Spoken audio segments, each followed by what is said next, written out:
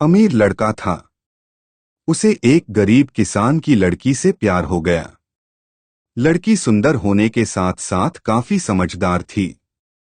एक दिन जब लड़के ने उस लड़की को बताया कि वह उससे प्यार करता है और उससे शादी करना चाहता है, तो लड़की ने कुछ सोचने के बाद उस लड़के को शादी करने से इनकार कर दिया, क्योंकि वह गरीब परिवार से रिश्ता रखती थी।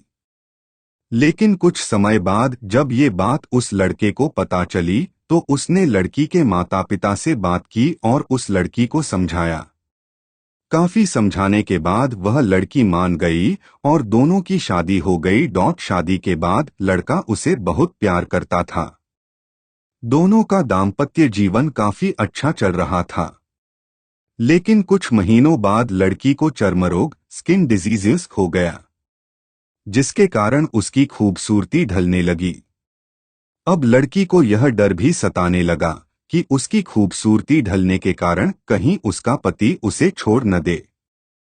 लड़की उस चर्म रोग को ठीक करने का हर संभव प्रयास कर रही थी।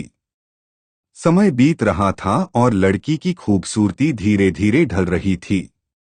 एक दिन वह लड़का एक काम से दूसरे शहर गया। लड़का जब वहां से वापस आ रहा था, तो उसका रास्ते में एक कार के साथ एक्सीडेंट हो गया। उस दुर्घटना के दौरान लड़के की आंखें की रोशनी चली गई। इस दुर्घटना के कुछ समय के बाद उनका जीवन फिर से सामान्य और सुखी बीतने लगा। वह लड़की चर्मरोग की वजह से दिन प्रतिदिन कमजोर और बदसूरत होती गई। लेकिन पति अंधा होने के कारण उनका दाम्पत्य जीवन ठीक चलता रहा और दिखाई न देने के कारण वह लड़का उससे पहले की तरह प्यार करता रहा। कुछ सालों बाद बीमारी के कारण उस लड़की की मृत्यु हो गई। पत्नी की मृत्यु होने के बाद वह लड़का अंदर से दुखी हो गया और वह शहर छोड़कर जाने वाला था। तभी उसके पड़ोसी ने उसे सांत्वना देते हुए कहा, अब आप तो अपनी पत्नी के बिना अकेले पड़ जाएंगे। वह आपका काफी ख्याल रखती थी। अब आपका जीवन अंधकार में कैसे व्यतीत होगा।